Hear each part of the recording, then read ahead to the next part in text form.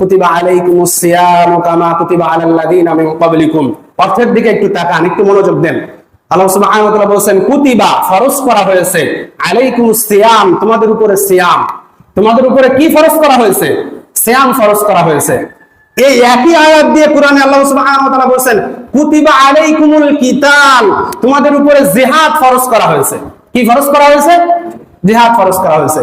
কুরআনুল কারীমের একই শব্দ দিয়ে ফরজ করা বিধান, আপনি যেভাবে সিয়ামটা, রোজাটাকে মেনে নিচ্ছেন, ওই একই আয়াত দিয়ে, একই শব্দ দিয়ে যখন জিহাদটা ফরজ করেছেন, আপনি এটাকে কি বলছেন?